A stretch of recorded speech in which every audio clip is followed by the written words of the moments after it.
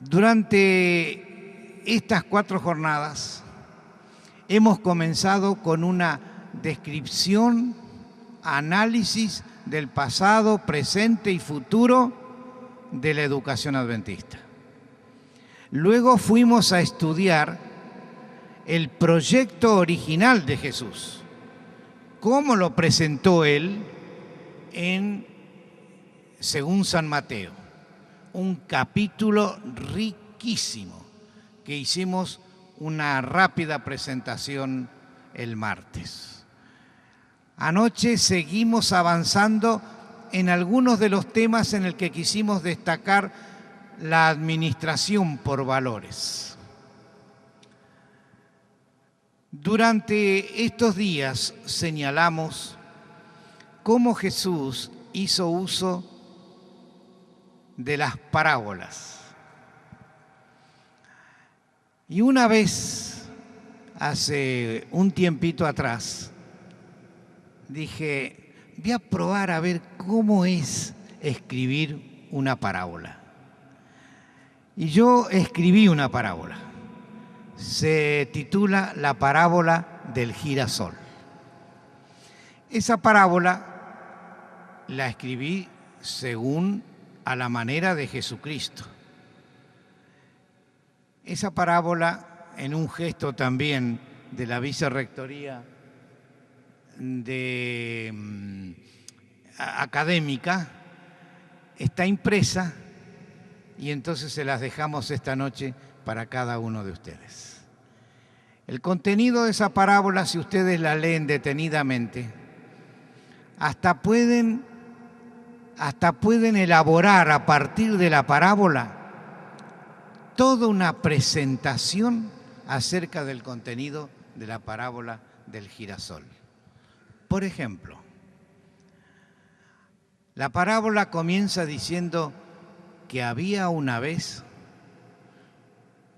en un campo una planta que recibió su nombre por la forma en que vivía. De ahí ya tenemos una primera lección.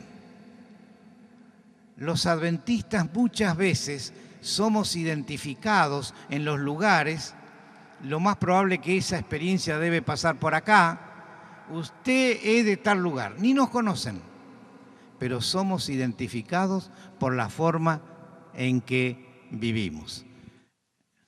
Y ahora ajustamos los cinturones de seguridad y nos disponemos a esta presentación. Los conflictos en las instituciones educativas.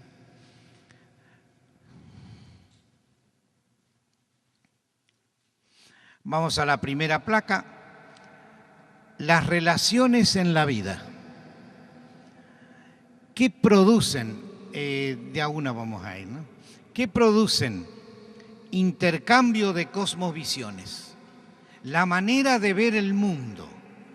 La manera de ver las cosas. Uno la ven de una manera, otro la ven de otra, y entonces vienen la necesidad de un intercambio. Aceptar como lo ve el otro, que el otro acepte como lo veo yo. Luego en las relaciones en la vida se producen cruces de opinión. Yo opino tal cosa, pero yo opino lo siguiente. La opinión mía es diferente con respecto de esto. Ahí se van produciendo las relaciones que tenemos que tener cuidado, y especialmente en las organizaciones adventistas, porque estamos mucho tiempo juntos y esto se produce y tenemos que cuidar. Confrontación de visiones.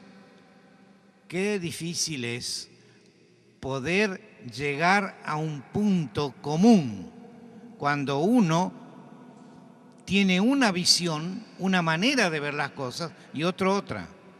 Intereses diferentes y también los puntos de vista distintos generan conflictos y crisis en el clima institucional. ¿Cuáles son las formas comunes para la resolución de conflictos? Y bueno, unos piensan la confrontación, pero esa no es la forma. En realidad la forma es la cooperación. Y el centro del tema en esta noche es precisamente este que quiero destacar. ¿Cómo podemos trabajar juntos, unidos y tirando juntos para el mismo lado? ¿Cuáles son los componentes del conflicto? Los componentes del conflicto son el origen, dónde se origina, los motivos, o sea, el motivo, los tipos de conflictos que existen, modos de percepción y las posturas que se adoptan frente al conflicto. El mapa del conflicto quedó constituido así: origen, motivo, tipos, modos de percepción y posturas. Ahora pensemos juntos. ¿Qué es para usted un conflicto? ¿Es un estado de desarmonía? Hay quienes en la primera de cambio, diríamos, cuando surge un conflicto, ya se ofenden. O sea, ¿el conflicto es un estado de desarmonía? ¿Significa realizar actividades que son incompatibles? ¿Es una lucha de poder entre dos partes interdependientes? Las respuestas que se dan a los conflictos pueden ser conflictos. Interferencia de una parte con la otra. Veamos rápidamente en una placa cuáles son las condiciones para la existencia de conflictos. Son estas las condiciones: falta de armonía. Una institución debe sonar como las teclas del piano. Si alguien las toca, ¿verdad? Toda una armonía. Segundo, percepción de los conflictos como tales. O sea, reconocerlo. Acá hay un conflicto. Siguiente, algo inherente a la vida social. Es decir, que nosotros no podemos pensar de vivir en este mundo sin que haya conflicto. Vamos a ver lo negativo de los conflictos. Lo negativo de los conflictos es lo siguiente: distorsionan los objetivos institucionales, bloquean los flujos de la comunicación, reducen la colaboración y cohesión entre los miembros. Automáticamente se presentó una crisis, hay un foco, hay un problema y lo primero que se va a notar, quite de colaboración. Producen desperdicios de energía porque vivimos pensando en el conflicto en vez de estar pensando en nuestra misión. Engendran tensión. Llega el momento hasta que algunos de los participantes del conflicto ni siquiera quieren saludarse. Inclusive si pueden cambian de iglesia. A tal extremo, ¿no? ¿Cómo nos quita fuerza un conflicto? Imagínense que yo tengo un conflicto en una institución como las nuestras. Tengo un conflicto y yo el sábado tengo que ir a la iglesia donde participa la persona con quien tengo el conflicto. Si la hacen pasar al frente para que tenga una oración, imagínense ustedes a dónde me llega a mí esa oración. Y si tiene a su cargo la presentación de la palabra de Dios, y yo estoy en conflicto, cada palabra que está diciendo, el otro está pensando: qué bien que te viene todo eso. Qué lindo sería si practicaras, aunque fuera el 50% de lo que estás diciendo. Qué bonito que eres detrás del púlpito. Pero bien que en la oficina nos quita mucha energía. nos quita mucho poder espiritual. Hay que evitar los conflictos en todo lo posible. Eso tiene que ser una preocupación desde los niveles más elevados hasta los más bajos. Todos debemos participar en esto para evitarlos. Generan frustración y hostilidad. Yo le agregaría que los conflictos es una de las razones por las cuales tenemos tantos colegas, compañeros de trabajo cansados. Esta es la pedagogía de los cansados que yo les hablé el día martes. Vamos ahora a ver los beneficios de los conflictos, porque también tienen sus cosas buenas, ¿no? Primero, clarifican posiciones. Entonces yo ya sé, a fulano no le tengo que llevar esto porque se pone verde, ¿no? Y el otro fulano dice, no, yo a este tema con él no lo trato porque se pone rojo. Segundo, contribuyen al desarrollo de las propias habilidades. Favorecen la motivación de la conducta del individuo. Obligan a las partes a buscar medios para resolverlos. Mejoran la calidad de las relaciones. Incrementan la innovación. Cuando hay buena voluntad de ambas partes para solucionar el conflicto. Vamos a ver un poco dos placas acerca de los orígenes, según las partes involucradas. El primer origen puede ser interpersonal. Es decir, yo tengo un conflicto que está al nivel de esta persona con esta persona. Afecta, pero no tanto todavía a la institución, pero afecta. Luego tengo que se originan en las relaciones intragrupal. De repente hay un grupo, todos acá estamos divididos en grupos. Yo no sé, pero hay diferentes culturas. Algo voy a decir en unos minutos que tenga. Pero siempre formamos grupos y subgrupos. Lo malo es cuando dentro del grupo se pelearon los grupos. Y eso engendra un debilitamiento en las relaciones dentro de la institución. Intergrupal, bueno, ahí es muy difícil solucionarlo. Imagínense ustedes que el grupo de la fábrica de alimentos contra el grupo de servicio y limpieza. Qué terrible sería. Y luego tenemos que hay un origen del conflicto personal y grupal. Es esta persona que no es aceptada en ese grupo. Los niveles según las clases institucionales. Los niveles son los siguientes. Hay conflictos. Se pueden originar entre un dirigente y un docente, o entre los dirigentes y los docentes. El segundo, pueden surgir los conflictos entre los docentes entre sí.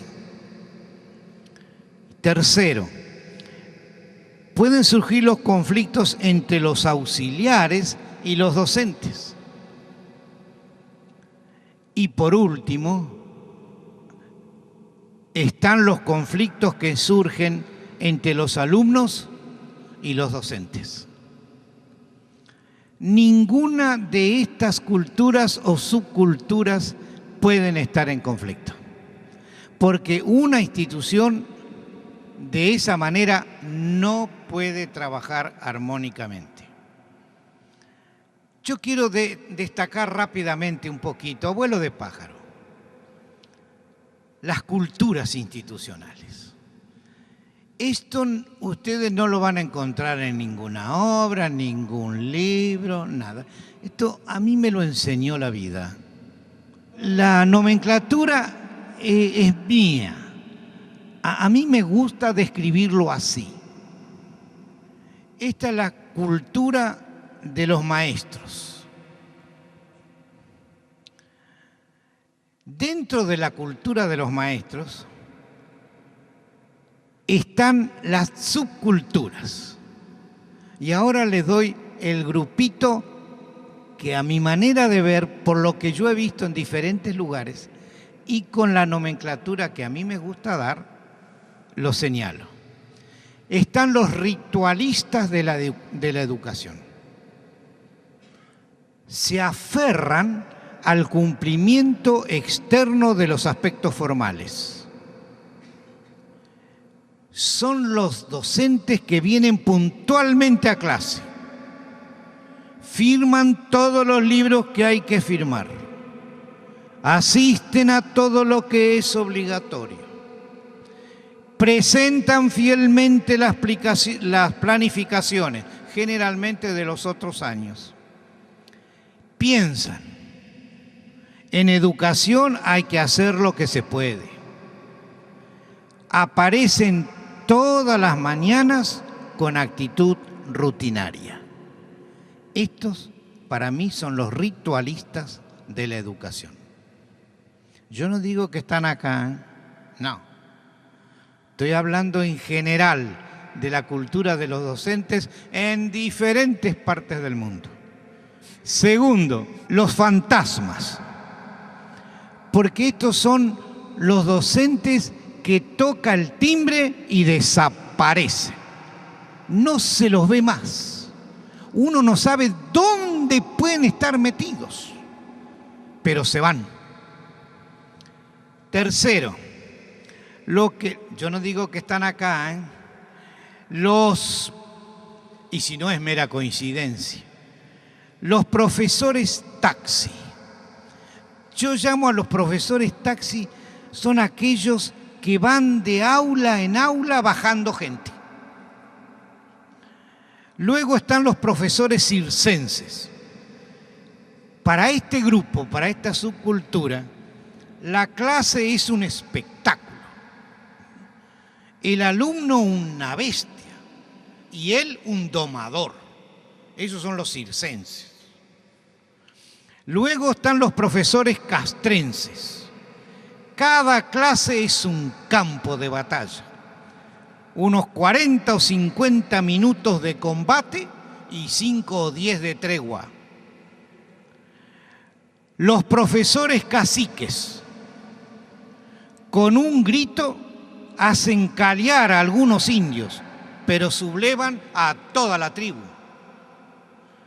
Los profesores fogosos, en cada clase queman a algún alumno. Yo no sé si acá se entiende, queman, ¿sí? Esos son los que lo dejan mal al chico. Los maestros niños, estos están en todos lados. Y me arriesgaría inclusive a pensar que no sé si algún representante de este grupo tal vez ande también acá en la UPU, porque suelen estar en todas las instituciones. Los maestros niños llegan tarde a la institución. Entran a hurtadillas para ver si pueden evitar que los directivos lo vean. Empujan a los propios estudiantes para abrirse paso y alcanzar la puerta antes de ser vistos. Realizan trabajos personales en horas de clase y muchas veces empleando a los propios alumnos para que le hagan sus mandados. Traspasan compromisos a otros docentes apenas pueden y evitan toda actividad que requiera trabajos extras. Bueno, menos mal que no reaccionaron, aquí todavía no llegó ninguno. Los magistrales.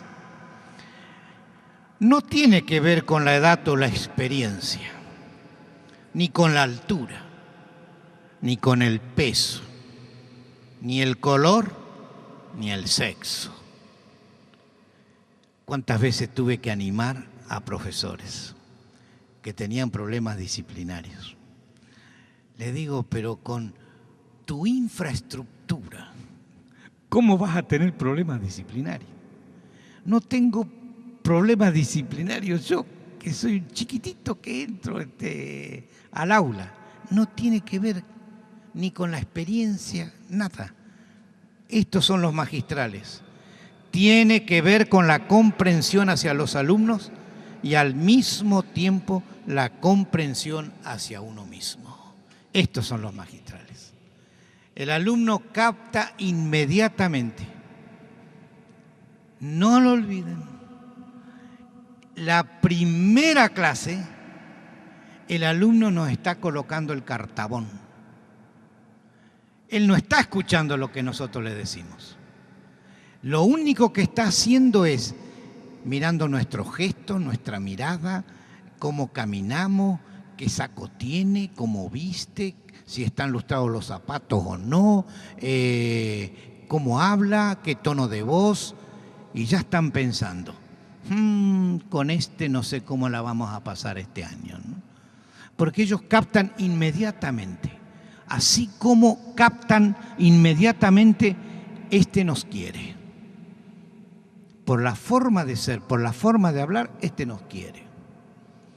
Los magistrales implica preocuparse por todos los estudiantes y completa dedicación a su tarea. No se necesitan reglamentos para obligarlos a actuar como docentes. Los magistrales pertenecen a la subcultura de aquellos que se asocian para intercambiar experiencia, material, investigaciones. Ellos mismos, sin que alguien les diga, son los que organizan las asignaturas de materias afines, las asociaciones, solos. Se dan cuenta de sus prejuicios y hacen esfuerzos concertados para librarse de ellos. Se hacen oír cuando los estudiantes necesitan quien los defienda. Se mantienen al día de los procedimientos de educación más modernos. ¿Qué diferencia con el profesor niño? Al profesor niño es aquel que hay que estimularlo continuamente. Tienes que entregar la planilla pasado mañana. Y entonces quien dirige ese sector le dice a la secretaria, mira, llámalo por teléfono, porque él necesita el estímulo, porque si no, pasado mañana no va a haber nada. Y ahora voy a la cultura de los estudiantes porque el tiempo se va. También tienen sus subculturas, ¿eh?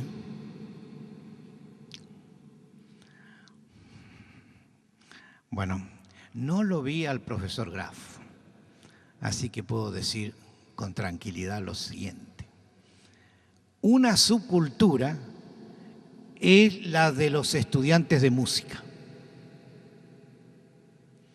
Es un grupo selecto que sale en giras integrando coros, orquestas, bandas. Es un grupo que está en un nivel superior. Aquí comienza la autointoxicación de ese grupo. Segundo, la subcultura de los atletas. Estos tienen un cuerpo atlético y se sienten superiores por el físico. El que da el último gol en el partido es el héroe. La gente tiende a adorar a estos ídolos. Y es nefasto cuando tanto al primero como al segundo que describí se les da un lugar especial por estas características. Es la autointoxicación del estudiante. Luego está tengo que ir acortando, los de la clase de Biblia. Dentro de los de la clase de Biblia hay varios grupos. Primero, y esto tal vez interesa a quienes están enseñando Biblia, ¿no? Están los devocionales. Son los que les gusta más la clase de Biblia como momento de devoción más que de estudio. Son los que me van a recibir y me dice, ¿qué cantamos, profesor? Tengo una gana de cantar. Y terminamos el primer canto y dice, vamos a cantar otro, profesor. Y terminamos el segundo y dice, podríamos cantar un corito que a mí me emociona cada vez. Después pasamos a las oraciones, dice, y no podríamos tener grupos de oración, ¿no? De tal manera que cada vez se extienda más y él vive en la devoción. La clase de Biblia no tendrá un enfoque devocional excesivo. Los alumnos podrán tener experiencias agradables mientras se mantienen en la institución y con ese profesor, pero cuando deje el curso no tendrá los recursos cristianos apropiados para mantenerse con estabilidad.